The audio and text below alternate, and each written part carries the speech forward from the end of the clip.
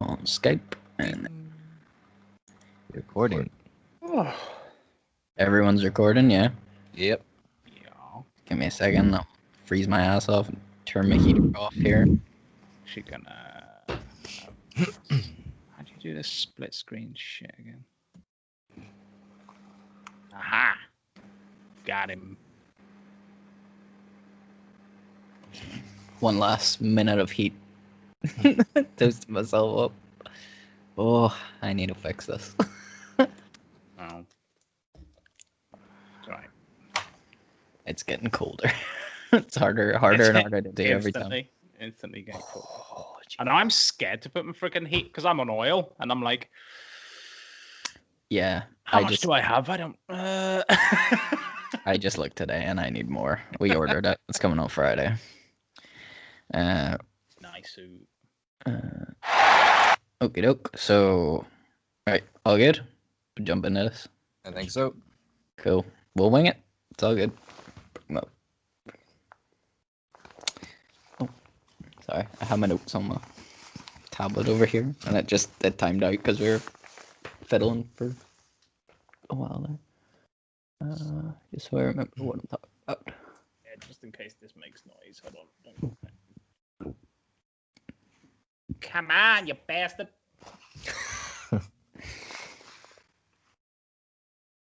I have too many leads.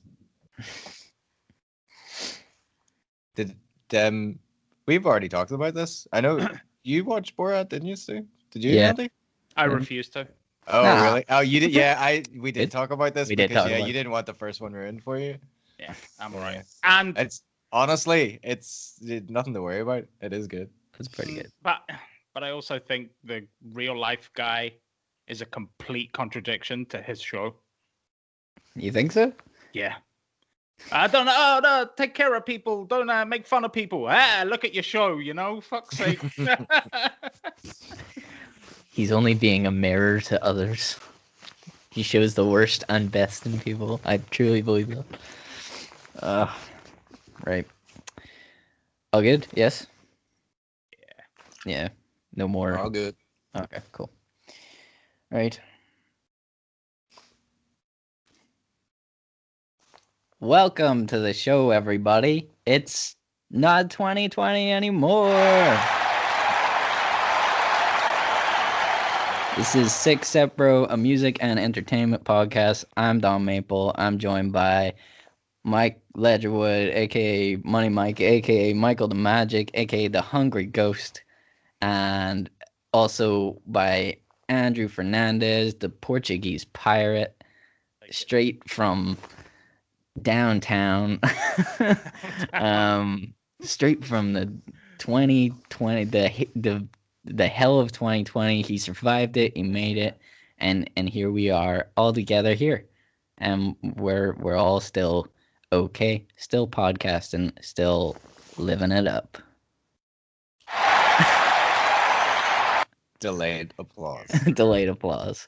I bought cigars for Christmas, forgot to have them, so I thought New Year's episode, we will celebrate. New Year's, new cigars.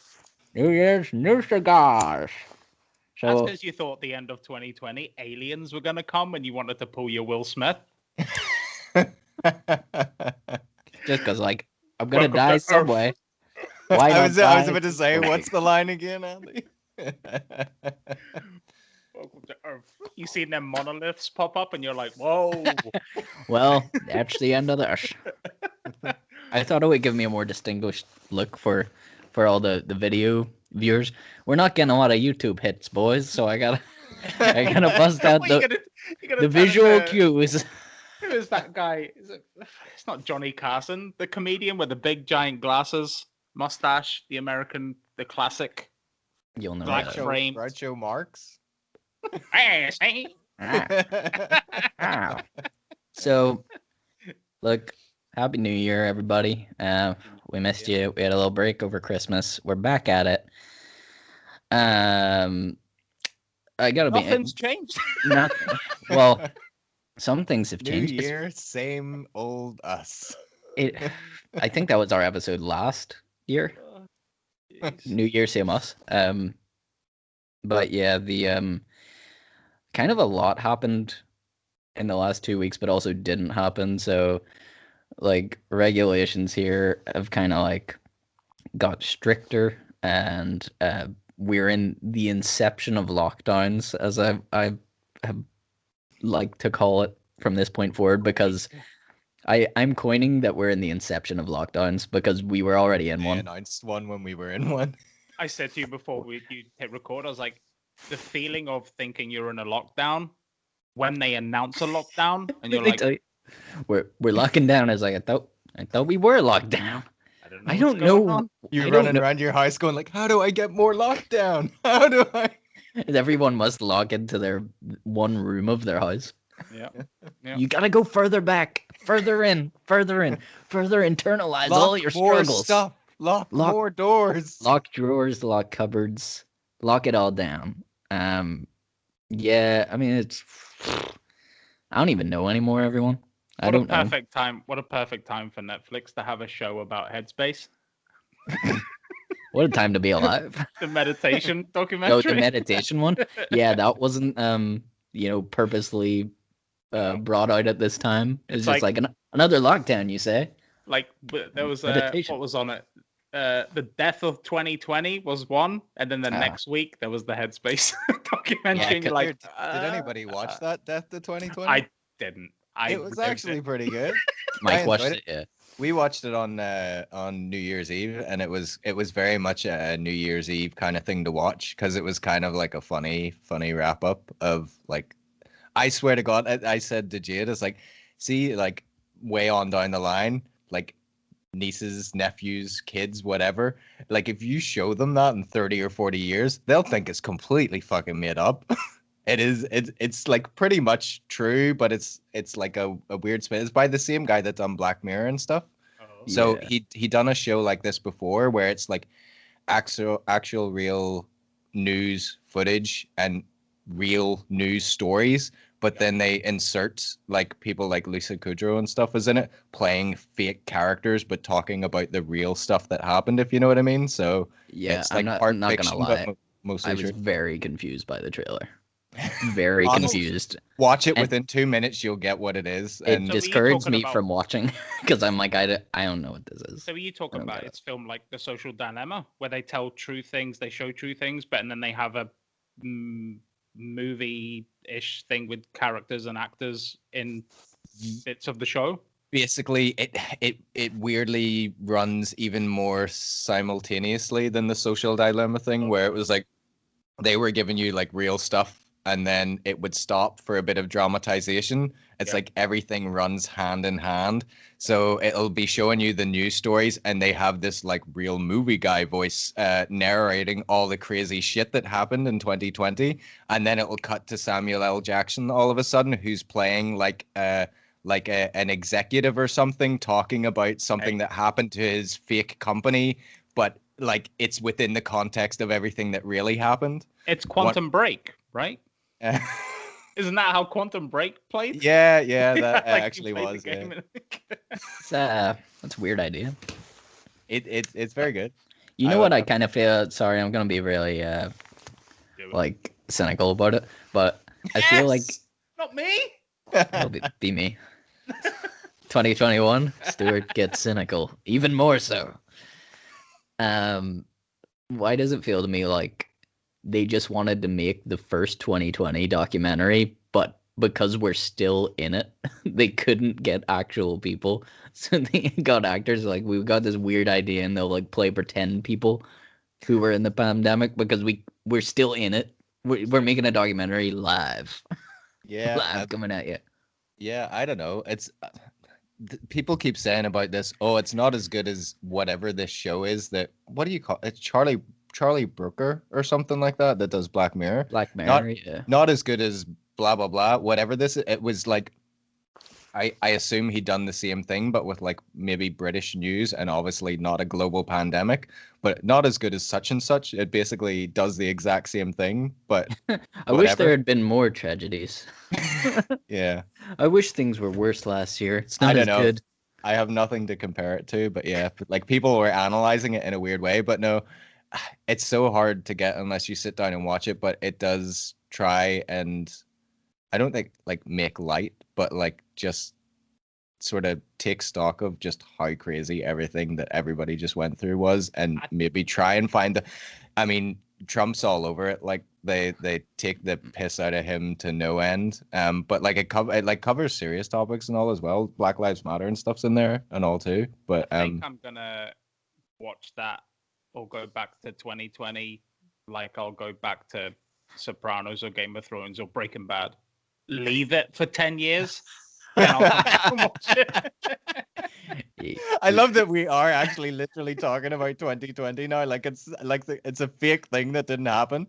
I'll go back to 2020. You know, after everybody else has seen it and they finished talking about it, I'll rewatch it then. It's actually true because I mean we lived through it, and you know what? There's a lot of twists that we weren't expecting, and yeah, the season finale there with the mutant strain of COVID. I opened like the like YouTube, and like the news article literally says like you know, new mutant strain of COVID-19, and it's like new mutants. This fucking X-Men shit. I was like, this is how Marvel are gonna get the X-Men into the MCU. It's one big marketing scheme. 2020 like, was their marketing scheme. like, Everyone was like, how are they gonna top Infinity War? And it's like, this is how... I wouldn't put it past them. Disney have the know-how and the money to make this happen. It's like They're have also two probably vaccines. just evil enough to. I know. It's like you have 2 vaccines. Here's 3 strains. It's like, oh. Yeah, no, I know. Well, what are you gonna do? How was everybody's New Year's? Did you do much? Probably not.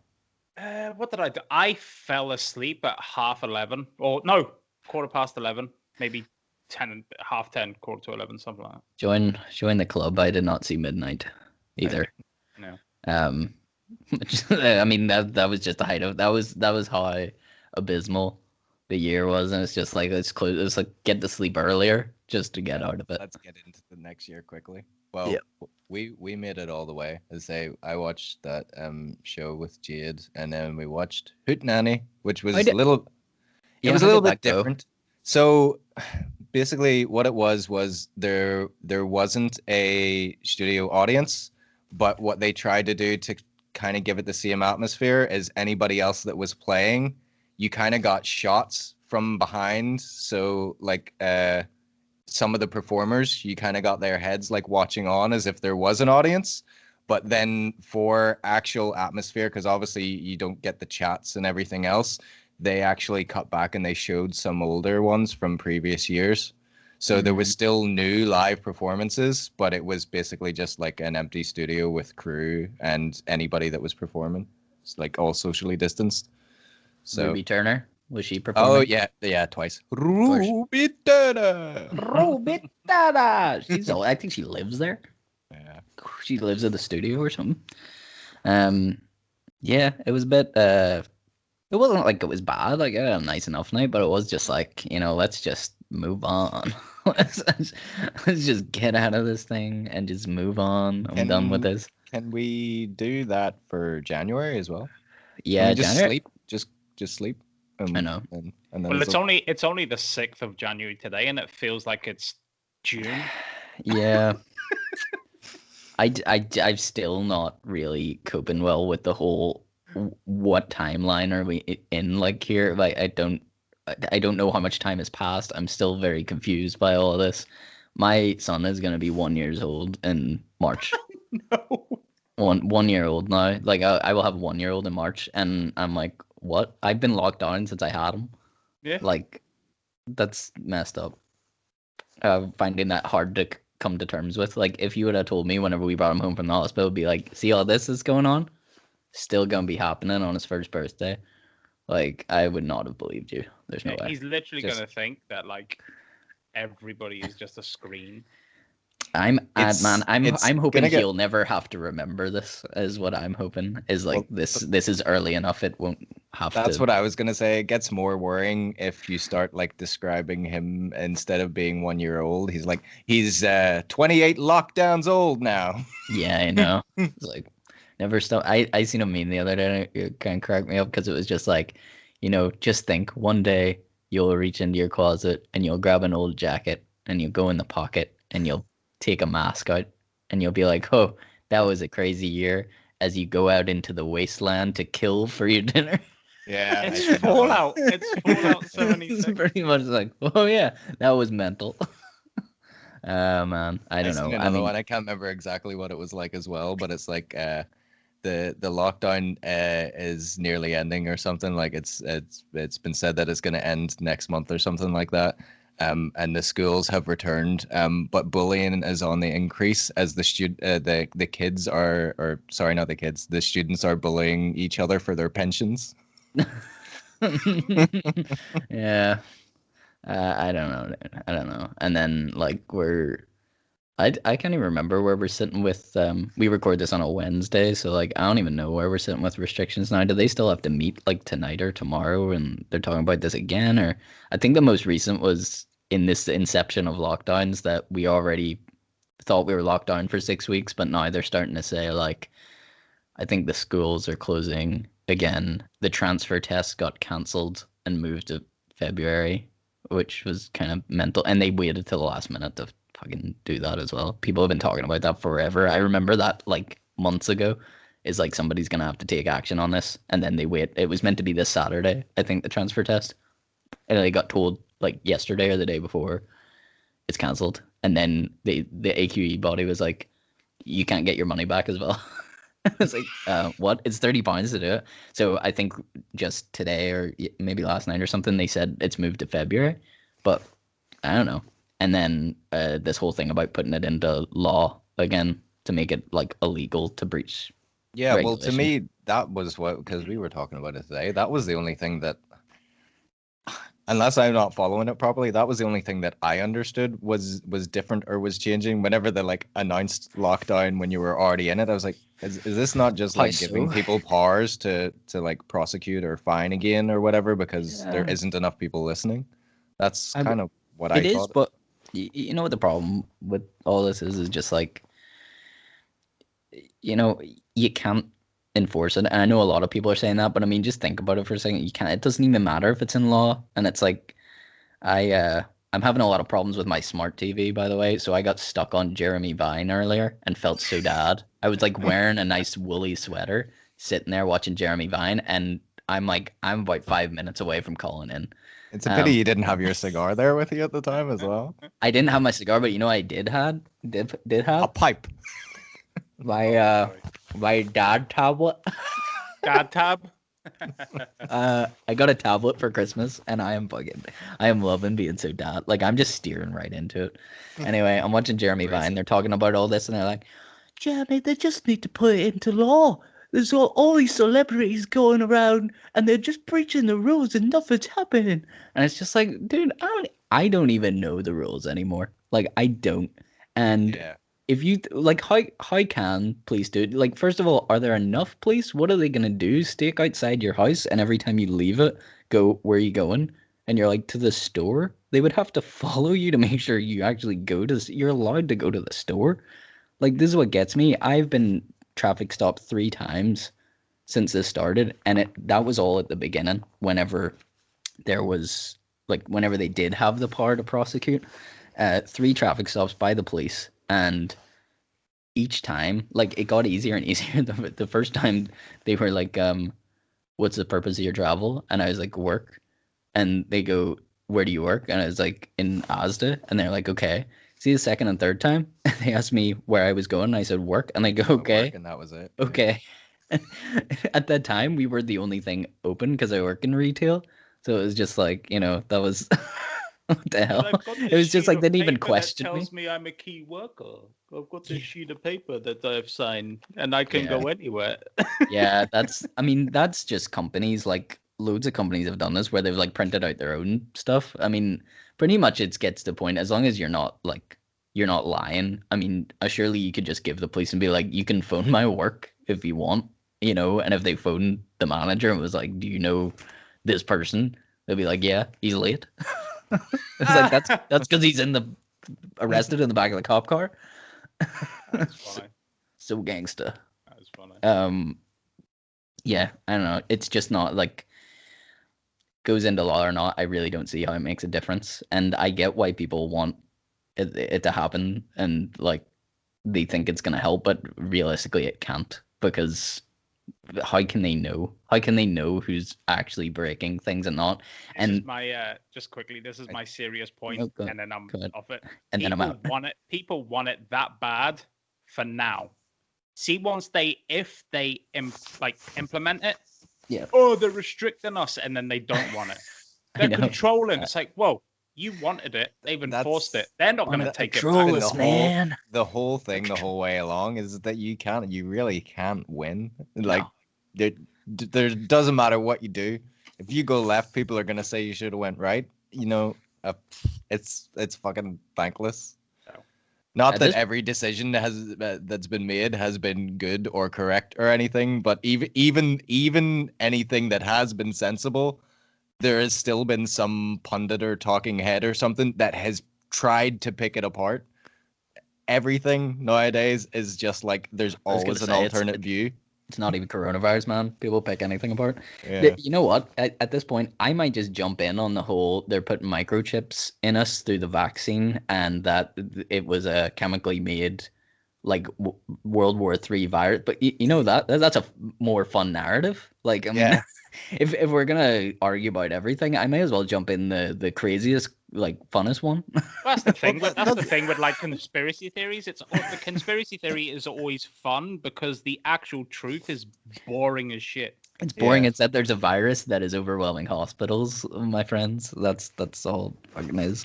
Too many people in the hospital means that people will keep dying from things that aren't even COVID. So you can go on and on about how, oh, it's not as bad. It doesn't even matter. Just too many people in the hospital. It's a bad situation. Like, get over it. I honestly think, like, if you broke it down and tried to look into it, like, there's so many conspiracy theorists out there, but probably like 50% of them like are actually full in believe it, and then the other 50% are just people like you are just fed up. And I was like, yeah, let's just have a bit of fun. Let's just go this direction. Yeah, I know. It is. It's fucking. It is like more enjoyable. It is. Let's like see how much more crazy we can suggest these things that are happening are, and see who believes it. Get on them like, Reddit forums. Yeah, like the fatigue of the whole thing like hits. Yeah. And then you just like, because I was talking to people in work and stuff, and they're like, I mean, we'll do everything, but all these other things where you can't go here, you can't go there because this is closed this week and then it opens again. It's like, I was talking to taxi drivers, they're like, we just can't be asked to. It's not that they don't care about the virus and how bad it is. It's how on and off this whole thing has been, and the frustration and fatigue builds. And they're like, I mean, what's the use of even trying to follow anything at this point? Because I'm confused from the very start. Yeah, that's kind of the point that I'm getting to. Even somebody who has been very concerned and is one of the lucky ones that is working from home and stuff, so haven't had to been in too much contact, but have always been trying to follow what I should be doing to try and be as right as possible. I have reached the stage as well where it's like, it's changing every single day now. It's being talked about every day, and like, it isn't just like 5 bullet points anymore that you have to follow. It's getting down into like subtext and like loopholes and asterisks beside what you can and can't do. And it's like, who has it? I wasn't really ever a person to watch the news in the first place, and I'm obviously like dipping in to try and keep up to date with things, but like, who has the time, really? Like, you know what I mean? If they're going to keep changing it so much, it's... They're going to be lost for news topics. Like, whenever it's not, I mean, they'll be talking about this for like the next 3 years, whether it's gone or not. The problem is also that they'll start picking apart Brexit now that we've left. They'll start doing that. They'll talk about that for at least a year. If coronavirus, which it won't, it'll be there to talk about too. But if it ends up dead in the water by summer, it'll probably be... We missed out on talking about Brexit for the last year. We'll pick apart whether it was a good move or a bad move or whatever, and we'll talk about it ad nauseum until everybody's freaking sick of that again. I know. That's we talked about this not that long ago. Like, where do you remember the biggest story of last January was like Philip Schofield came out as gay? That was like the biggest thing that had happened. And then look at us now. Yeah. He was sort of Just a drop in the water now. overshadowed by coronavirus. Just a drop. Man, I don't know. Right, I'll give off about some stuff. Time to get real, man. Time to talk shit about the things we can't stand. Ain't nobody out there's getting a pass. Smart enough, dumbass. So I've been making a list of things for this segment. See, before you go, I just love the fact that you're saying I'm going to give off about some stuff now. We have literally just started the podcast and talked about 25 minutes of giving off about stuff. That's kind of what the show This is. should now. just be just change the theme tune of the show. Did I say at the start of this that it's music and entertainment podcast? Because it's not. It's something so that I can vent about my daily frustrations and Has then this turned into live my life. Life's Jer- like Jeremy Jerry, Vine. a Jerry, Yeah. a Jerry Seinfeld stand-up skit? You Pretty much. see, the thing is, Just wear a mask. That's my Jerry. It wasn't very good. Yeah, I've been making a list for this. I actually really love it. Is every time something really ticks me off, I put it in a note on my phone now, and I'm like, I'll talk about that at length at one point. I'll not complain too much now. I'll come back to it. So this week I've decided to start at the top with the first thing, and I'm like, oh yeah, I can't wait to get into this one. Everybody says goat too much now. Goat used to not be used that much, and people didn't know what it meant. It's the greatest of all time, by the way, in case you're not in with the kids or whatever. But people used to use goat. It used to be very prominent in the top 5 MCs deal. The whole, the thing we talked about in the show before. There's always like, who's the top 5, blah, blah, blah, rappers of all time. And there used to always be like, oh, this guy is the GOAT. And that was the only place I seen it used in. See, now, like fucking Jamie Oliver can be the GOAT of cooking. And I'm just like, oh my God, could you shut up? Boxing was like the only other thing I seen. It was like boxing and rap. And now it's everything. You can be the GOAT of like cleaning. Mrs. Hinch is the GOAT of cleaning, apparently. I'm just like, you need to stop. And I'm sick of hearing it. I just can't deal with it anymore. If you watch any YouTube video, God forbid a sporting YouTube video, and be like, is Michael Jordan the GOAT? Is Kobe Bryant the GOAT? Just like, do you realize how dumb it sounds now? Like, we've got away from it being a cool underground slang term to like, I don't even know what you're talking about now. It just sounds like, is Michael Jordan a GOAT? I'm like, no, he's not. He's a famous basketball player. That's the thing that I do actually like about it is the people that still aren't in the loop and don't know what it is. Just like, what are they asking? I don't get it because GOAT? I feel like too many people are in the loop now. That's what's killing it. I know that sounds a bit hipster. It's like we all know what it means, so I feel like it's not fun to say anymore because it's just like I don't know. I still think in my working environment, I could walk in and the people that I work with, half of them probably wouldn't know what's going on there. I suppose it's like, yeah. Let me have this. I was sick of hearing it.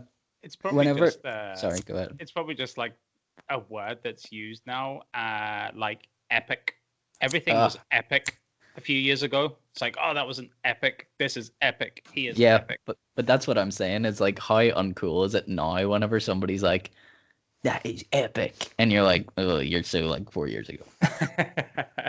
That's what GOAT is to me now. And like GOAT is like, I have seen an increase of it being used like online and stuff, but that's what I say. Like, I suppose it depends on like who you're working with or who you're hanging around with and stuff, how much you actually hear it in daily life. But yeah, like you said that, and it's like I've seen somebody put GOAT for like friggin' there was some like troubleshooting video or something where somebody fixed something, and then somebody's sticking in the comments, "Oh, you're a GOAT. You're the GOAT. Yeah. You're the GOAT." I think it's just come into. That's like just saying it's just come into the language, isn't it? It's like saying to your buddies, it's like, "Oh man, you're the GOAT." Like, as in you're a cool guy. It's like at one point it meant literally the greatest of all time, and now it's just like, you're cool. You're cool, man. I like you. Yeah, I'm not happy Taking about the it. sting out of it a bit, yeah. In the NBA bubble, the best thing that happened, I feel like it was the height of whenever we should have stopped using GOAT, was whenever I think the Lakers were playing. Yeah, Lakers playing the Heat. Maybe it was in the finals, and somebody had it because it was all Zoom cameras, like they use Microsoft Teams, sorry, to show the crowd. There was just a goat on one, and I feel like that was the height of using the term goat. Was if you looked in the cameras, there's just one that had a goat on cam, and I was like, "Yep, we should have stopped it there." We peaked, boys. Whoop, That's whoop. it. Time to get real, man. Time to talk shit about the things we can't stand. See you doing that? Sounds like Little Wayne ready to record. There's getting a pass. Smart enough, dumbass. It's my lighters running out. That's I'm what it's finding it like. hard It's to like light. every time Little Wayne records, it's like, Ugh. I'm running out of. you're running low on gas. It's either that or it's very moist in here in this room. I'm getting nothing here, dude. Yeah, Is There's that no damn gas going through there, right? Imagine. Oh shit! This place runs on gas. Armageddon. Yeah, jeez, I can't get this lit up again. It's gonna be a waste. Oh. Yeah. So and this is very like recent news. Is like some things we seen before we came on was, well, Dr. Dre's in the hospital apparently. He had a brain aneurysm. There's some scary shit. Trying to make a freaking studio album that everybody wants and going through his personal shit at the same time. I know. He's just like going, "Ah." Yeah, I mean, hopefully he's gone. He's okay. Never get detox. Hey, he's the GOAT. He's the goat. It's the goat. That is correct. Oh, about the sheep. I'm the sheep. I'll find somebody invent an acronym for the sheep, and that will be me. I don't know. I'm not good at acronyms. And then no, I can't do it without this. Is it yeah or is it nay? Nobody knows it's yeah. What the fuck was that? Kanye? Pretty sure Kim and Kanye are getting divorced. That's going to be a lot of money. Yeah. I only read a quick little tidbit about it, but it sounds like it's happening. I don't know. That's what all the sources are saying anyway, and that they're living separately at the minute, and Is he's he out. richer than her? But I at this point, actually have no idea, but I would have assumed so. I thought so. God, that would be interesting to find out. I don't know. It's hard to tell with. God, I don't know. They're both Jamie, so. pull that up. Jamie, pull it up. Yeah, it's, you know what? Part of me felt, and like I would never usually side with this guy. Like Kardashians, Before you whatever. go, this Okay. see if this happens. Could there be another 808s and Heartbreaks coming out? Oh yeah, 808s and heartbreak. What's relevant now? Trap and heartbreak. Trap heartbreak. Heart trap. My heart's in a trap. Beat. I don't know. The genre? I'm just Genre? spitballing here, guys. Pretty sure this is how Kanye comes up with his album titles. Have you read any of his album titles? Yeah, you know what? I even felt slightly bad just because it's like, see, whenever you see it written down, it's a little bit like, Kim Kardashian apparently is very serious about this whole becoming a lawyer thing, like her dad, Robert Kardashian, and she's been like, she wants to pass the bar and like become an actual lawyer and everything, and she's been focusing on this prison reform thing, which he has. I've seen her doing stuff, whatever. And it's like, imagine you're doing that and maybe you're actually trying at this point to make something of yourself to make a difference. And your husband's, I'm running for president. And you're just like, all right, you're really taking all the serious edge away from my thing. And people just think we're fucking nuts. So I don't know. I'm sure that's that could be something to do with it. That'd be such a stressful to be. One, to be a Kardashian, and two, to be Kanye. It's like that's two. That's Yeah, So that's two horrible things to be intertwined with. it's two egos just coming together, I'm which is why I have starting to feel respect bad for for, Kim Kardashian. which is why I have respect for Jay-Z and Beyonce, because they just put their shit on albums. Just go, this is what we went through, This is but what we're we went still through. hanging in. And we made millions from it. Millions. I'm kind of like slightly concerned, but at the same time excited for like completely unleashed Kanye. Because Just I mean, recap. throughout the years, she's definitely helped to keep a bit of a lid on it, even though it doesn't seem like anybody's really kept a lid on him. So like, what's gonna Mhm. happen? Like if there's I don't know.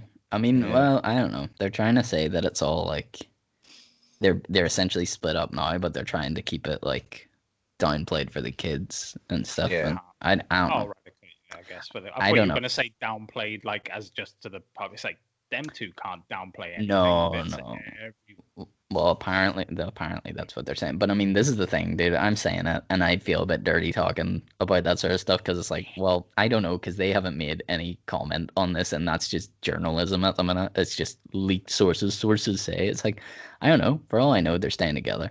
Like, God knows. Is this his fresh album rollout?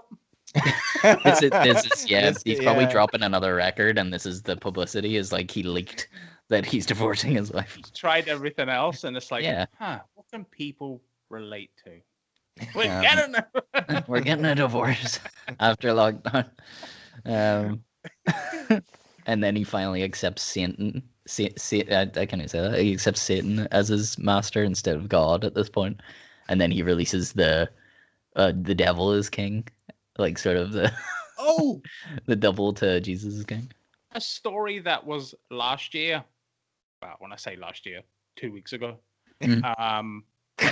About Kanye, like, the choir that he has Yeah. for the Oh service. yeah, he hadn't. He Yeah. never paid them. yeah, I'd actually seen that as well. Yeah. No, I seen something about it. I don't know if this is right. I was trying to read into that at the time, and I don't know if it's definitely the choir, but it's all the background players I think started trying to sue him. So like the hairstylists and the costume designers and all these people that made all the shows happen apparently didn't get paid properly or something like that. I don't know. I don't even know if I think a settlement was made, but God knows, like. And did he Whenever not you- bring out like a sneaky album recently too, or Did he? some song or something? I don't even Again, know. I've been. I don't know. You know what? It's been that confusing. We had 2 weeks off, and it was like we were locking down, and then we were locking down even further, and we were locking down within a lockdown, and then I locking couldn't up. locking up sometimes, and I couldn't keep track of what was going on. And then before I knew it, we were back at the podcast again. So I haven't listened to any new music in like 2 weeks. That's why we're talking about COVID. Yeah, this music podcast is gonna have a distinct lack of music this week. We'll be well. back on track for next But week. what have it like? I know Mike said you watched the 2020 stuff. Like, what else? Did you watch anything else? Did you watch Mank? Like, what was Mank?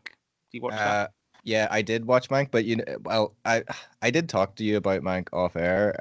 That it does help to have context behind it if you're gonna watch it. So basically, it was we didn't talk about this on a podcast, sure we didn't. I don't want to be repeating myself. I don't think so. It's basically it's about the writer who was behind the movie Citizen Kane. So like first of all, I would recommend watching Citizen Kane if you haven't. But then it's more about the fact that he was an alcoholic, and everybody kind of knew him in Hollywood as this kind of like friendly, witty guy, but like he was always drinking all the time and stuff, and he always kind of like had a sharp wit and would always give people jobs or whatever. But Orson Welles, who directed Citizen Kane, was like the new boy in Hollywood, and they were basically handing him anything he wanted for his first film, like director's cut. The studio wasn't going to get involved because they thought, from whatever else he'd done before then, like this guy's going to make us gold or whatever. And then he picks this writer who kind of like a weird person to pick to write his first film. But the whole way that it worked back then was like, it was like ghostwriter sort of thing. So it was going to be like written and directed by Orson Welles. and starring him because he's in the movie too. But the whole thing was, as the guy wrote it, he started to realize that it was probably the best thing that he'd ever written, and it's like up there, as some people say it's the best film ever or whatever in all those lists and stuff. But as well as watching Citizen Kane, it really helps to know like the big players in Hollywood around the time, because like there's certain people that they talk about, Yeah. like the head of MGM Studios and stuff. He's in it, and it can be easy to get lost in the names and stuff, if you don't sort of have that. I mean, it's fine. I worked my way through it. I'd watched Citizen Kane. I didn't really know much about the history of the guy that wrote it or whatever, but I mean, it's David Fincher, so it's like it's shot amazing and it's all black and white. And they do this actually, bringing it slightly back to not music, but like sound design. It's really, really effective. See if you watch the movie, if like I don't know how well it would come through on just TV speakers or what, but like if I have a surround sound set up at home, see if you close your eyes, I swear to God, it sounds like you're in an old movie theater. Everything has this slightly weird. It's not intrusive, it's not annoying, but it has like this weird sort of muffly echo sort of thing to it. It sounds like you're in a small sort of room, Yeah. if you know what I mean. But like it actually does sound like you're watching it in an old movie theater, and that was all apparently intentional. Cool. But I was actually gonna say about movies. I have one to recommend to you both that oh, I did. Oh, I am gonna end up repeating myself. Did I talk about this on the last podcast? I hadn't watched it yet, but now I've watched it, and it's amazing. Like they said, it had fallen through. I read this article where there's so much content out there, music, movies, whatever, that some of the best stuff is just falling through algorithms and stuff. There was a movie that dropped onto Netflix. It's an Asian movie, so it's subtitled and stuff. But considering the fact that Parasite won an Oscar last year, and this movie was done by a well-known Asian director, it won some of the top awards in its country, and then got dumped out onto Netflix along with everything else at the top of the month or whatever. It just like completely got missed, except for I think it was like this critic in Variety wrote this whole big long article about like this movie should have been a contender for Oscars as well, but because of lockdowns and stuff, it completely missed the whole. You know, the way they would do like Toronto Film Festival, Cannes Film Festival, and all that sort of stuff. So it missed out on the whole promotional run that like other movies would have got. It's like I think there's maybe like 4,000 reviews on it on IMDb. Like considering like some of the big movies are getting like 70,000, 100,000 like reviews from people. It's like so unknown, but it's called A Sun, and it's like it's Wait, weird. as in sun, as in a sun in the sky, or It's a kind sun of- as in yeah. SON? No, it's spelled as S-U-N. it's spelled as A Sun in the Sky, SUN, but it is about two sons. It's like this father son relationship. One of the sons is like a real academic, but he's kind of just like coasting through life sort of thing. I don't think he knows what he wants to do with himself and stuff. So like you get all these shots of him in class and like everybody's like paying attention and writing their notes and stuff, and he's kind of gazing off sort of thing. But the dad heaps like a load of praise on him. And then there's this other son that's kind of like fell in with the wrong crowd and stuff. And he basically always gets into trouble or whatever. Yeah. But at the start of it, there's this. If you watch the first 5 minutes, don't think it's going to be like a big action flick, because it starts out like something really crazy happens at the start. Like a hand gets chopped off, but that's about as far as the action goes. And then it like gets into like really You son of a bitch, I'm in. You got me. really serious dramatized thing that like spans like a couple of generations of like the family growing up, and one of the sons going to prison, and stuff happens with the other son and all as well. But I don't want to ruin it for you. It's quite a long movie, but like Subtitled? yeah. But it is I'm out. shot. It's shot amazingly, and like the actors are incredible in it. And like I 100% agree with the article that I wrote. Like if Parasite won last year, like I mean, this should have at least been in the running for awards, because it is definitely a hidden gem, and it's on Netflix for free. So I would recommend it. It's pretty cool. Well, on a similar academic note, I watched Soul. Oh, I The still new want to Pixar watch movie. that. Apparently, that's quite Yeah. sad-ish.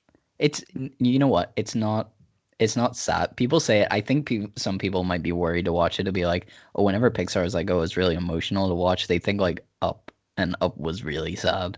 Like I wouldn't say this is sad. It's actually uplifting. It's so relatable on a lot of levels. Like I mean, you'll probably hear this a lot, but it is more for adults than it is for kids. I feel like that's a hidden thing with Pixar movies, though. Like We almost see every single one has it's been usually for an adult, I but I feel like it is usually hidden more. Like that's what got me is this one's very much on the surface. Like I feel like I mean I said that for the likes of like Toy Stories. I always thought were really interesting because I feel like the writers have intentionally written them. Like first one was a kids movie, but then like it feels like every sequel to Toy Story they've been trying to write for the audience that would have watched the first one as a kid. So it's yeah. like So they're growing up with the movie. yes, instead of always aiming it back at children. yeah, Again, today they're trying to keep the audience and still make it, work for everyone. Like Toy Yeah. Story 3, it's like I would have been a similar age to Andy whenever he's going off to college, and it's like that's around the age I would be. And then it's like the fourth one was very much like I felt like that was pointed towards. If anything, it went higher, like because I'm not middle aged. yeah. But that one felt like a midlife crisis thing with Woody, where it was just like he doesn't know what his purpose is anymore. And funnily, it seems like Pixar are very much focusing in on stuff like that because Soul is it's actually a really good movie to watch.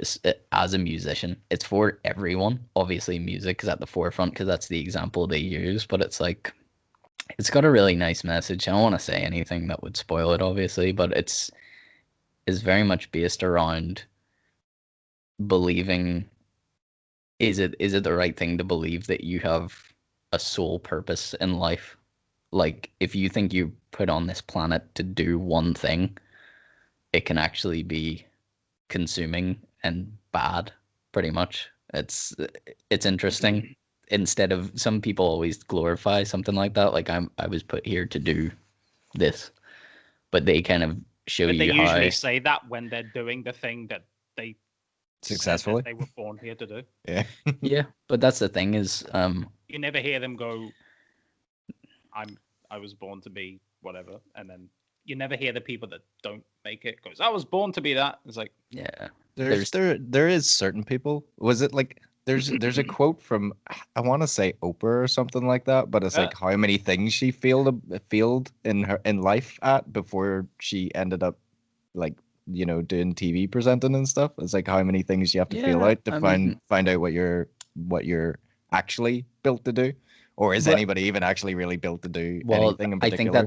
that's more the point of the movie is you don't it tries to convey this balance between being in the zone of doing something like being really good at something and let it take you over and really getting into it for your own like appreciation and things that you love to do, and then whenever that consumes you to actually start ruining the life of you and the people around you, it actually becomes more of an obsession and becomes unhealthy. And like I think like one of the examples that is like just randomly in the middle of the movie that doesn't actually this is not the main plot whatsoever, so don't worry.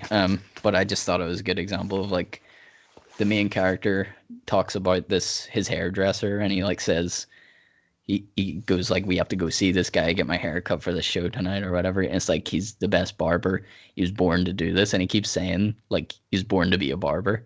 But whenever he goes there and he's getting his hair cut, he always would talk to him about jazz music, but instead, because of circumstances of the movie, Yeah. he talks to him about something else and starts asking his barber questions. But then it's kind of like it turns out that his barber wanted to be a vet, and it was like it's this whole thing of like he considers him to be incredible, like this is his life's calling, but that's Yeah. not how he's seen it. but the barber wants to, yeah. And it's the whole point of the movie is meant to be that like you need to live your life. You can't like you become obsessed with one thing, and you know it will consume you. And if you don't achieve that thing, you will like kill yourself and think like you'll never get there. Sorry, not literally, you know what I mean? Like internally, like, you know, really beat Yeah, beat yourself up yourself about up it about it. Yeah. until you get to it, and then whenever you achieve it, it might not be what you thought it was, or you're like, what now? Like, you know, and it's a very that's a very adult theme. Like, I mean, that's clearly not on a children's level. It's fun to look at, bright colors. Um, but yeah, it was a music movie, I guess. It was something. Um, yeah, so I think we're gonna do a big question that comes from our very own Money Mike.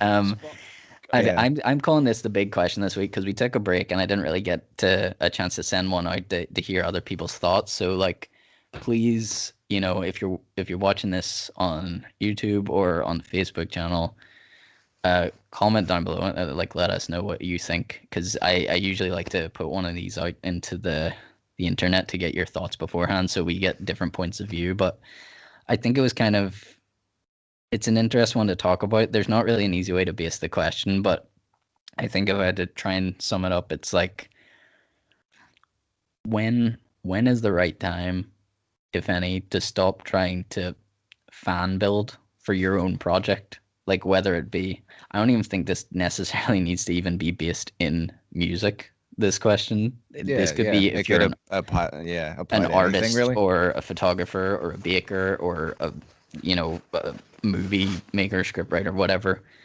I think this is quite relevant. Is like, when do you stop trying to fan build around your friend circle? Um, Mike, it's better if you Yeah, tell your it's tale to put this into a I didn't perspective to dive into explain it what I too mean. much with didn't dive into it too much with you guys because I didn't want to do too much pre-show. But basically, I brought up to these guys just before Christmas. I was lucky enough to get in for one last haircut, and damn, did I need it. But I went somewhere that I don't normally go. I went somewhere that I don't normally go, and I got talking to the guy that was cutting my hair or whatever, and the conversation got on to music and stuff. And Was this the scene from Solo I was just talking about? I feel like you're just repeating that back to me. damn, I was hoping nobody had watched it yet. Yeah, Sorry. that's a weird parallel. I know. Whoops. I was just like, okay. Unintentional. Yeah, this definitely truly did happen. It did happen.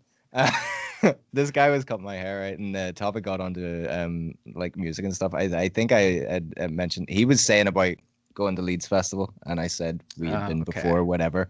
Yeah. And then he was saying about other concerts and what music do you like and everything. And I was saying we got to go to the Snow Patrol thing because I volunteer. Oh yeah, and then that got on to local music, and I was saying we played in a band for a while, blah blah blah. He's like, I have a mate that plays in a local band. Now, I'm not going to mention it here because I don't know how close these guys are, friends-wise, and I don't want anything to ever get back and ruin things. But the weird thing to me was just the attitude of the guy talking about, and I couldn't work out whether this was a close friend or like a general acquaintance or whatever. But at first, it was like, yeah, I have this friend, and he plays in a band as well, and he does like some shows and places in Belfast and stuff. And I said, what are they like or whatever? And it was kind of like, oh, they're just a wee band. They play local bars around the place, blah blah blah, whatever. And he wasn't really making a big thing of it. And then I'm like, well, what's the band called? And he told me the name, and I know them quite well, and I think they're really good. I've seen them play in multiple places, including Culture Night, to pretty big crowds, like considering how hard it is to get people out to shows and stuff. And I was like, oh yeah, I know those guys. They're actually really good. Seen them a few times. And immediately his attitude kind of changed, like, oh yeah, I know him really well. Best mate, blah, blah, blah. I was like, yeah, they're doing so good for a wee band and stuff. And it's like, what is that in certain people? Like, that is like, they need approval from somebody else has to like it first. There has to be like a bandwagon there or something before they can like support what is meant to be friends. I just thought it was weird. You could see the shift in the conversation where before he was poo-pooing it almost because like maybe he was embarrassed or something in case I did know and didn't think it was good. And then as soon as I turned around and said, "Oh yeah, it's cool, really, really great," it's like, "Oh well, yeah, I'm proud that these guys are, you know, friends of mine or whatever, and like love to support them and stuff." It made me sort of think like at a certain point, whenever you're trying to promote a project or whatever, you're gonna get family and close friends in pretty much immediately. And then maybe you're going to try and push out to a wider circle, which includes like sort of acquaintances or Facebook friends or whatever and stuff. And you're going to go out and out. And at a certain point, I think you're going to hit an area where it's almost because somebody knows of you through somebody else. It's like, oh yeah, I seen that guy kicking about before, or I played a show and I seen them sort of thing. And because they know that you're from the same local scene as you, it's almost detrimental to you trying to push your music to them. So it's like at what stage it made me think, at what stage are you like wasting your own energy to just stay within your local music scene circle to try and promote your music? And at what point do you have to try and find ways to step outside it, as hard as that is? Because like the main way that I can think of is throwing money at things and using like Facebook advertising or Instagram advertising or YouTube advertising to actually get to people that have no preconceived notion of what your music scene or anything is, and are literally, if something comes up in front of them and you've done like a quick enough like 30-second promo that gets just straight into the music, are literally just going to take it on face value and judge it on the music, not on who you are or where you're playing or anything else. I just thought it was kind of a little bit interesting to. Yeah. I'm trying to think, like, coming at it from too much of like a psychological standpoint, but do you think there's something in it, especially if it's like a you're friends with somebody in a band? Okay, so like, I mean, I'm trying to think how to word this. Just you've already intertwined that friend's personality in what they do. You know, a lot of it, it's like, because gigs can sometimes be few and far between, and it's not like you're following them as a fan, you're following them as a friend. Yeah. They're a friend first. So it's kind of like, I don't know, I feel like you can't like almost look up to them the same way you would an artist, which I know is weird to say. I'm not saying like everyone completely praises, the artists that they go to shows to, but I mean, it's kind of like that. I mean, if you want to go and pay money to go see a band that you really love, it's because you idolize them to a certain degree. Might not be complete infatuation, but it's like you highly look up to them. And I'm not saying you then you don't look up to your friends, because it sounds like, it's that whole thing of like, no, you call your friends like dickheads. Like, I'm a dickhead. No, I get what you're scratching out there. Like, is there something in the fact that like it's very, what do you do is like to your friend and be like, you guys though are so amazing and are so good, and Which like becomes weird. Like, it becomes a bit maybe a bit uncomfortable. I don't know, and it's not like, I mean, Yeah, no, I'm definitely sort of saying like you would never expect that from friends, but what I mean is my sort of thing was more, or my angle how on it it was how it turned. Yeah. not even that so much, but like for the artist that doesn't know that this is, maybe it was just funny to be like on the other side of it, almost just sitting here and like a casual person who like, as that artist who is making that music, and he thinks that friend is all in, but he's obviously slightly wasting his time, I think. Probably. It's like, Which is at what point probably do you another. try and get out of that circle? Yeah. Because to me, that band gets people to shows and stuff. So it's like maybe they've hit the limit of what they're gonna do locally. Now I know there's always new people coming to local music and stuff, and like there's definitely stuff shifting and all there. So you can definitely pick up new listeners still by doing local shows, or like, getting your feet on the ground and going around bars and stuff whenever everything's back open again. But it's like, at what point then do you think I'm wasting my time just trying to stay in this, Yeah.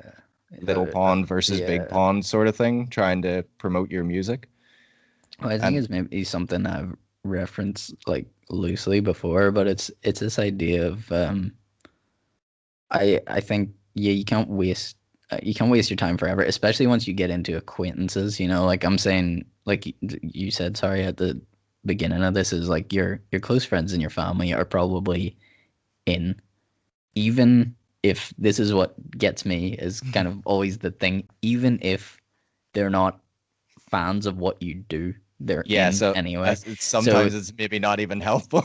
that's the hard part, is like the thing that I've talked about before in this is like the want to try and genuinely change friends who will come to support you at a show because they're your friend, and it's like we want to come and show you like that we support what you're doing, like to think that I would do it for somebody else, even if it's something I'm not particularly like fascinated by. I'd go to support them, but the hope is kind of like hopefully they enjoy it and then they actually do become like a legitimate fan. But I don't know. Can you ever become a legit fan of your friend's band? Is that possible? I don't know. I don't know if that's actually possible. I don't, I just think if you know someone really well, it'd be hard to ever Yeah. like see them as anything You- else. Yeah, it's I very think- I hard to think you separate. could, Yeah.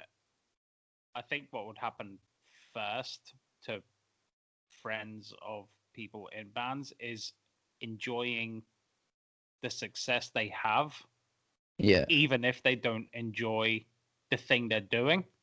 yeah. So I shouldn't say it like that, but they could. They No, could that's like it. exactly that's Yeah, that's yeah, what yeah. I'm again. Yeah, that's it. So as a, so as a like, yeah, as a friend, you would enjoy success that your friends have or are getting, even if the thing they're doing doesn't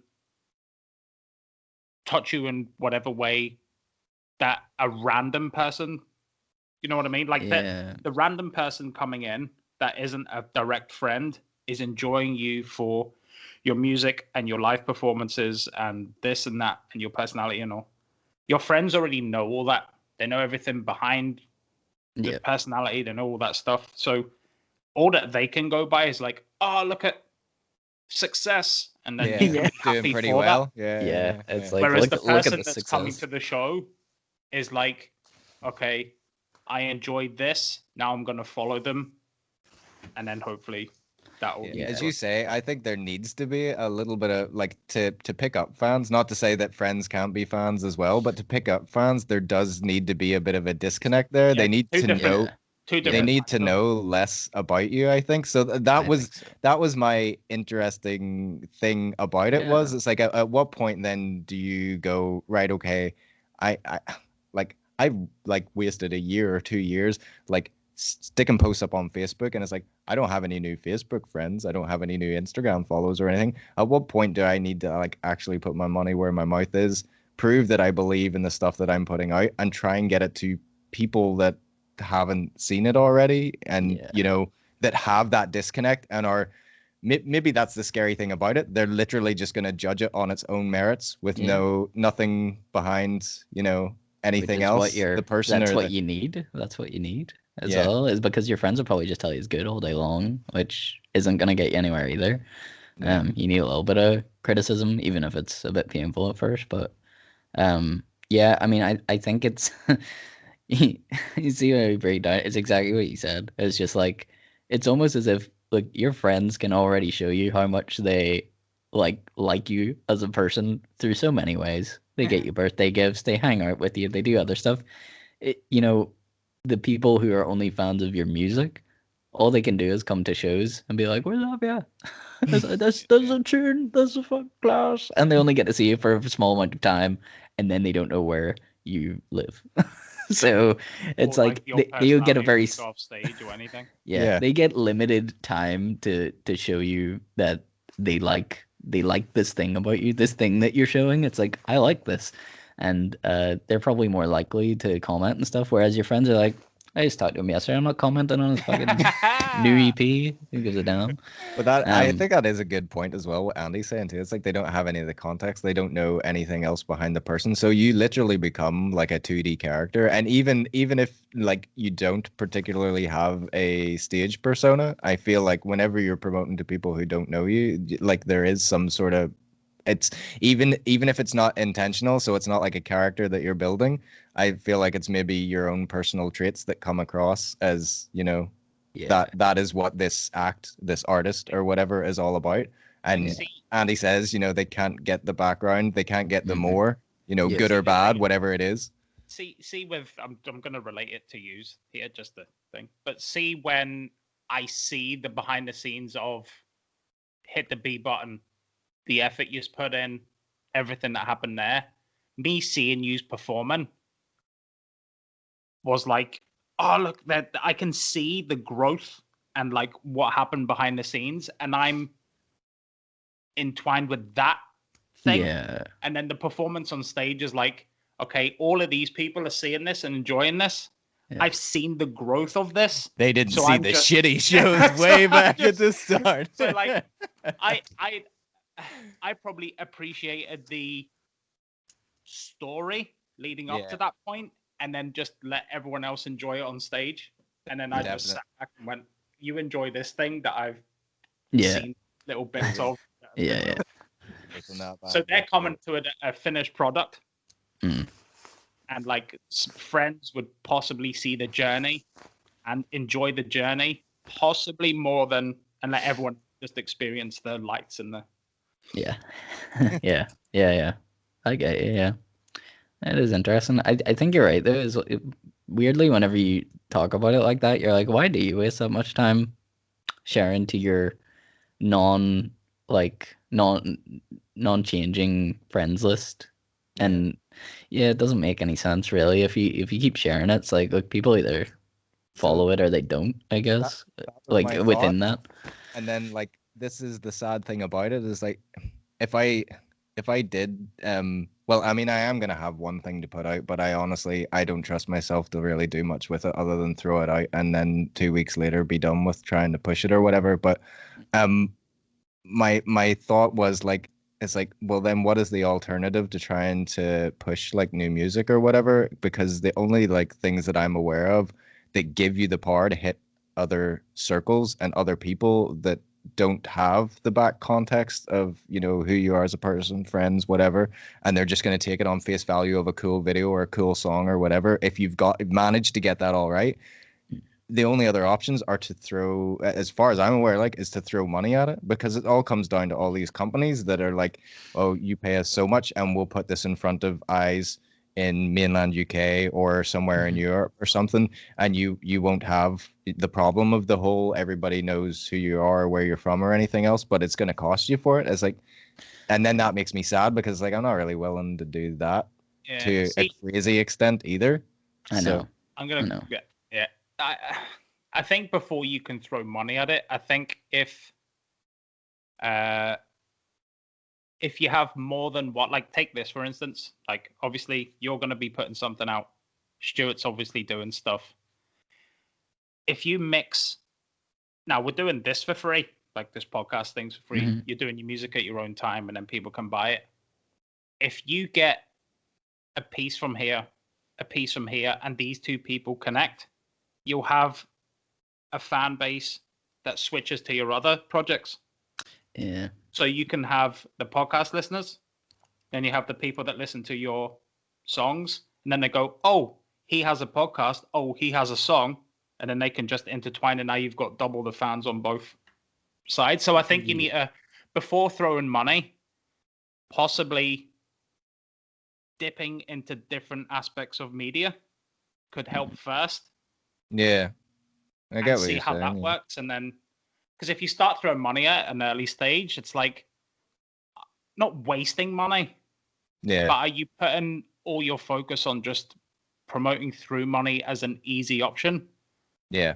then possibly coming up with some other form of media to connect See, that was always my thing. I hadn't really decided on what was the right answer, and like you're teetering back and forth between it. Is like the alternative or the devil's advocate opinion to that, which I'm not saying this is what I believe either, but like Yeah. I'm always a fence sitter, and it's like I'm trying to think of both ways and both Yeah, yeah, arguments yeah. and stuff. Is like is putting money to something basically like as scary as it is gonna prove to you whether the thing works or not? Because it's not, well, it's how much you trust those advertising platforms to actually work the way that they're meant to. It's like Mhm.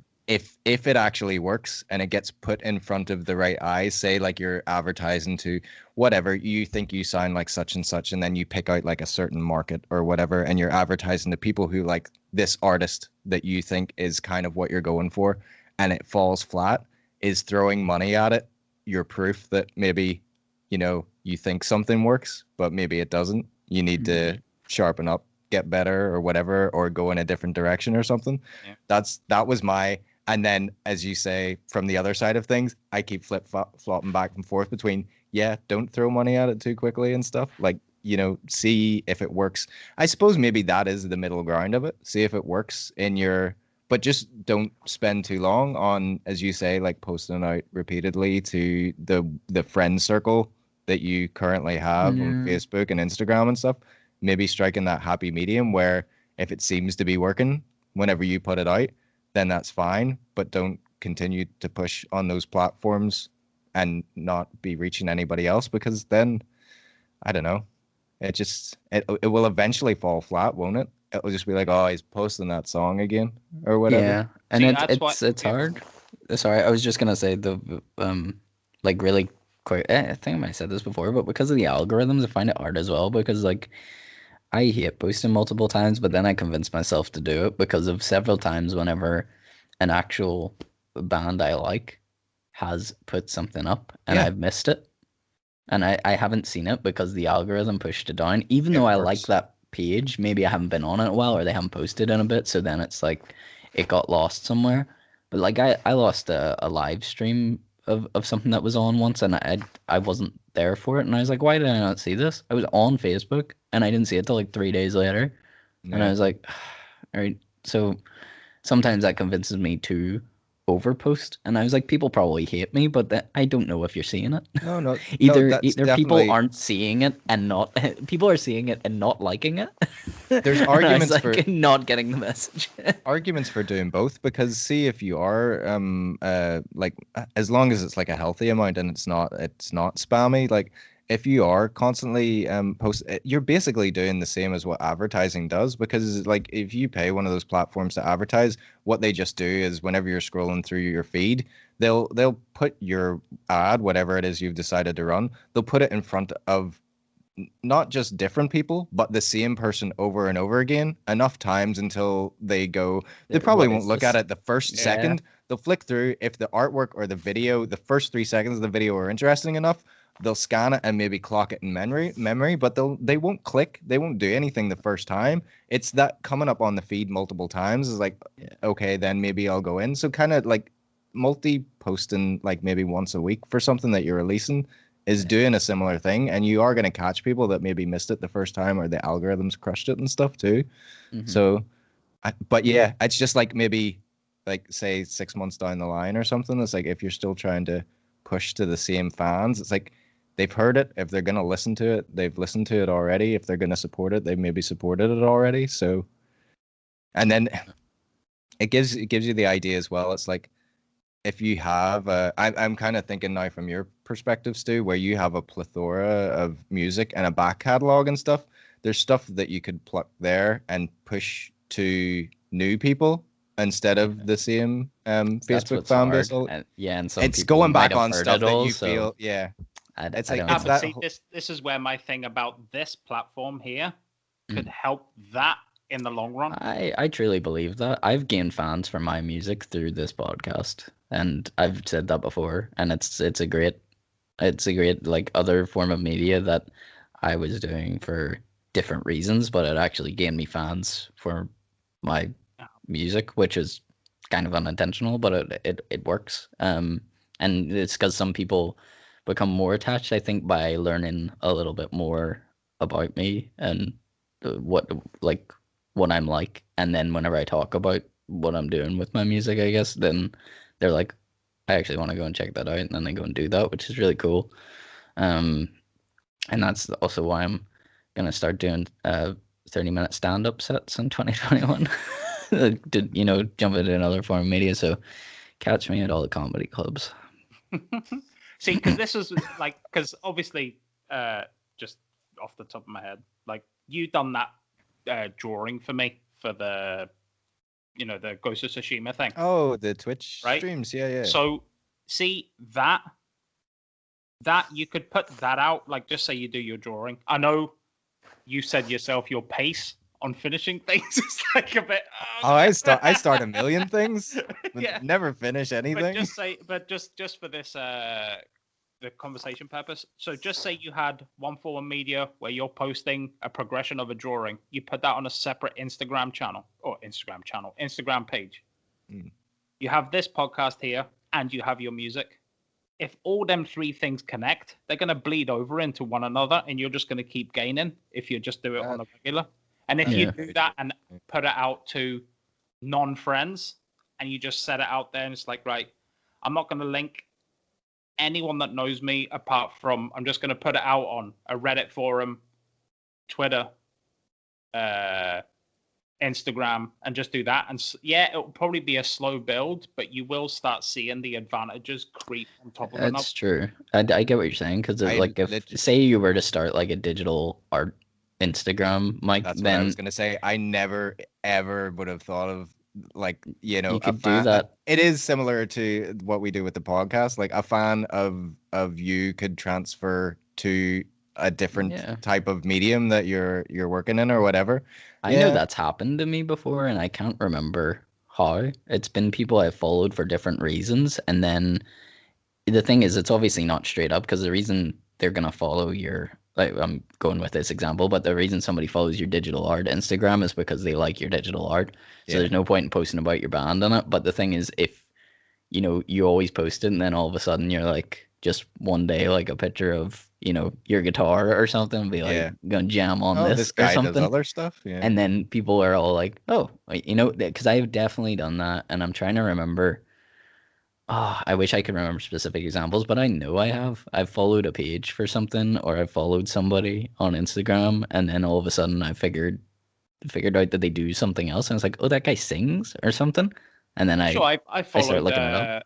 Well, like, obviously ages ago, followed Simon, and then Simon Hart, and then I found out he'd done the Twitch thing, and it's like, oh, right, well, there you go. There's two things connected already. Yeah, because they're the drummer from Romeo, I think, streams on Twitch quite a lot, and then that's why they decided to do like a band Twitch stream, and it is right. Connect. And obviously, it might take, like, back to the putting money into it.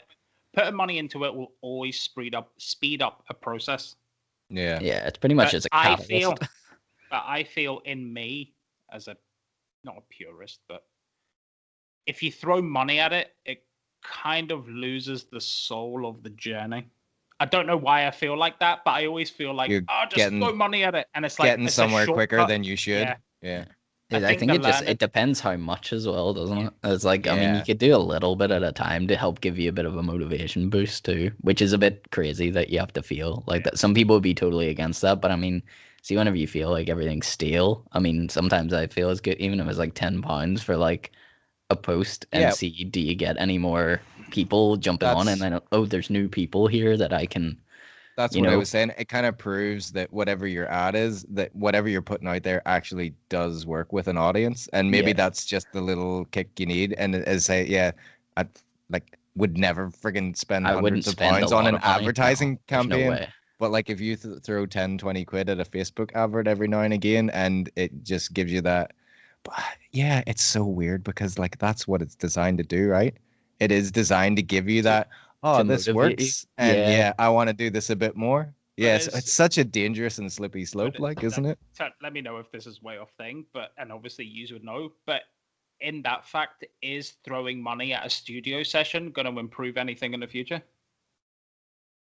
Oh, like What is it, like a Like studio you session? said, yeah, like oh, you're throwing money at advertisements to try and get more, yeah, get more Yeah, people. so like if you throw So money at like going to if you're record in a if you studio, just the studio and it's like, oh, this sounds great, and then you put it out and you've thrown that money at it, the longevity in that is what well, this is a good sounding album, obviously, but I yeah, know, but but you're if there's better nobody to investing listen in to it, yeah. yeah, yeah, And I you're get better probably investing in learning yourself the skills to make that, because like people can make fucking brilliant albums from home now, and they're indecipherable from a studio album half the time.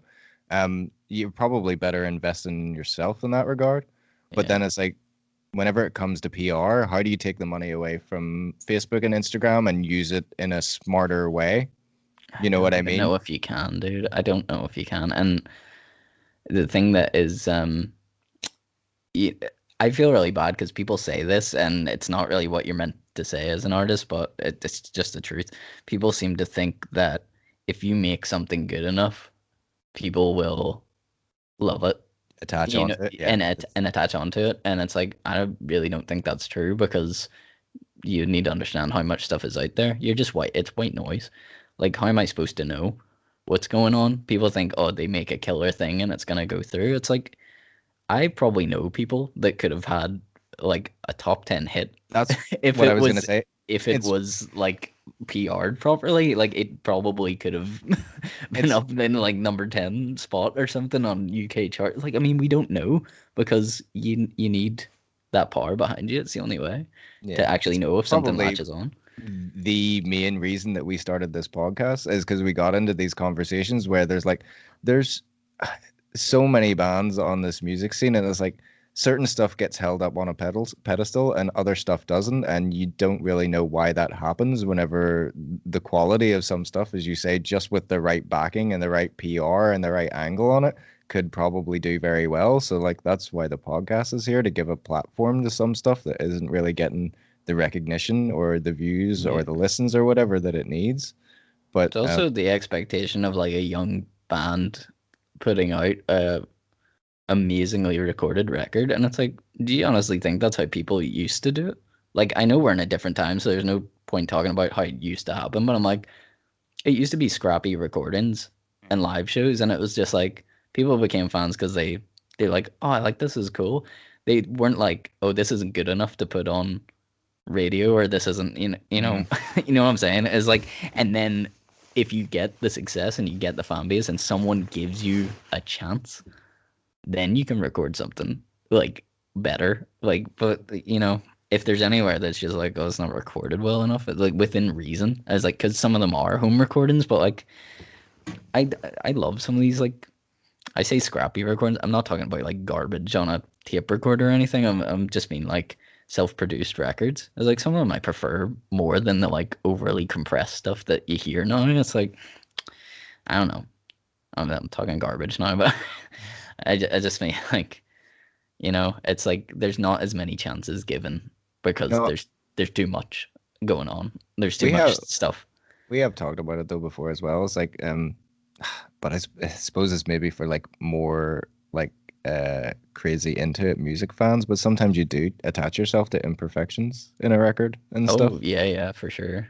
Like, So I mean, just a little blip or a little out of tune thing, and I'm just yeah, like, I like this that is where part. this bit's coming up. Yeah, Yeah, where I there's like remember this a, bit. Yeah. uh, the first thing that came to my head when you said that was, and I think I said this about when we were talking about the Run the Jewels, when Zach De La Rocha used his same microphone as he used when he was a Rage Against the Machine. It's like when you listen to the Rage Against the Machine albums, it sounds like obviously his mic's like this close to his mouth, yeah, but that's what you like about it. yeah. It's If all that was clean, distorted. if that was cleaned up, it would be like, Yeah, this sounds too. yeah. If his voice was totally clean, it would sound awful. And I remember like for my song "Sweet and Sour," somebody said that to me before, was the second verse. Whenever I say I'm sorry, it's like my voice wavers. Like it goes like a little bit sharp, and it's funny because they were like, "I love that part," and I was just like, "Yeah, that's the part that I sang badly." But Kind of Yeah. goes with the sentiment of the song, though, as well, doesn't it? That's what was cool though, and it actually made me keep it in because I was gonna like re-record it or like try and pitch correct it for the album version, and I didn't intentionally because that person told me that they liked that part, and I was like, okay, Yeah, keep it in. there's just certain there's just certain frontmen and bands that just do stuff that are in like if you listen to Chino Marino from Deftones sing, he sometimes go off tune, a voice crack, and this and that, but it's like it fits the fucking song. Yeah, Or that's like the thing even is, going back to like I know Jimi Hendrix, like, but if he wasn't imperfect with the guitar, would he be Jimi Hendrix? yeah, I mean this is the argument I've made like so many times before, and like I swear there was maybe a period of about 4 years whenever I was like convinced I wouldn't listen to anything past the 80s because I started just getting annoyed with the fact that like to me it felt like real music like made between like the 50s to the 80s. 'Cause I'm just like, man, most of that stuff could not be fixed. You know, it's like you had to do it within that setting. Like I've obviously came out of that. I was being a bit pretentious over it.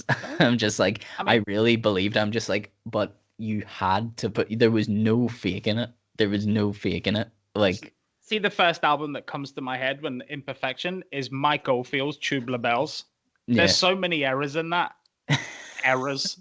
That like when you listen to people talk about it, it's like this was wrong, you didn't mean to record this, but it's like when you listen to it and it's like, well, it sounds like just an unreal sound all the the way beauty through. of it. Yeah, it's the beauty of it, and that's what gets me. Is now you can really just release something that is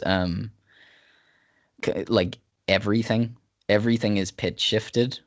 Well, I say pitch shifted, pitch corrected, so that it never wavers on a note vocally and sounds highly unnatural. And then every instrument can be compressed so that there is no unpleasant frequency within it at all. And it ends up sounding like just weird. It ends up sounding like the new Blink 182 record, the Nine. That's what that album. That I think that's why people stop liking it. Is that production is just like so weird. Everything just sounds like it's perfect, but that's what makes it so terrible. It's like everything is so unnaturally perfect, and I hate it. It's like the stuff needs to sound a little bit nasty. Yeah, it just needs to sound. Yeah, just Well, yeah, to get back to what you were saying about like the vocalists and stuff, as I know personally, like I attach myself to vocalists not for perfect voices, but for like interesting voices. Unique, yeah, Yeah, unique yeah. voices. I've always thought that's like because not to put people down, it's like you can have like good singers, but like it really gets me if I listen to like the charts now, like the top 10 charts. There's a lot of people that just sound exactly the same to me. Yeah, They'll have yeah. the same voice, and I'm just like, insert voice here. yeah. And it's like they do people actually, if you look up on YouTube, you can see like lessons on how to sing like a pop artist or something, and it's like there's certain things they do where it's almost like a baby voice. I'm just like, why is everybody's got like a little you got like a little baby thing going on? And What's see, what's what's that yes. song that sounds like it's sang by a baby? They're like, yeah, for me, yeah, for me, yeah, for me, yeah, meow, meow. Like that actually sounds like a baby sang that. I Yeah, don't know who sings it either. This is what gets me. Who is that? Because she sounds like everyone else. Yeah. not a clue. But Yeah, yeah, for me, yeah, voices for are me, yeah. definitely a thing that I grew up with. But I think it's because I was listening. Obviously you've heard of a band 36 Crazy Fists, right? Yeah. And see the way his voice goes, where he actually shakes it. Oh, Like it's not the physically shakes it, but his the vocal vibrato. cords, and he's like, Yeah. yeah, he does all that stuff. It's like that caught me Yeah. when I was younger. I was like, God damn, listen to this His unique vibrato's cool. voice. Now Post And, Malone's doing that on fucking everything, but then he auto tunes the Yo. vibrato as well. See, that's what I mean. It's like when you listen like to a Machine Post Gun. Malone song, and then I heard him do that, I was like, oh, that's a 36 Crazy Yeah. Fists type of thing. And somebody went, who? And I went, what? It's Go like away. this band here that done it ages ago. But yeah, like unique Congratulations. voices. Obviously, favorite band, Korn, Jonathan Davis voice, Gina Marino, Serge Tankian, all them voices are just like you can just pluck them out and nobody sounds like them. Yeah. Which is why they're still kind of going now. Maybe that holds up to the longevity of stuff. Maybe because nobody else can sound like them. It's irreplaceable, isn't it? It's like nobody's gonna be able to jump into that sort of that thing and be like, yeah, that fills that hole. Like it's not gonna happen. And even if you go to like Alice in Chains, where they replaced Lane Staley with the new, I can't remember his name, but he like kind of sounds like him, but it's not. Yeah, did that with Journey as well, didn't they? Yes. And it's just weird. It's just weird whenever you put like somebody that really sounds like the original singer. So like it's strange. But yeah, well, look, I think we'll wrap it up there, fellas. Hour and a half. Oh yeah. So that sounds pretty good to me. Done all right for the first one back. Yeah, it was nice. Better than expected. We're back after the Christmas break. Glad to be back. 2021. Here's hoping, everybody. There's light at the end of the tunnel. I don't know. Everyone's saying that, aren't they? So I don't know. Hopefully this is it, folks. Hopefully we're on the home straight now. Hopefully we're there. Almost out of it now, boys. Won't be long. We'll see you in 2022. Fucking say the same thing. So. Hey, okay. See y'all next week. Next week, peeps. Beautiful. Bye. See you. Okay, record.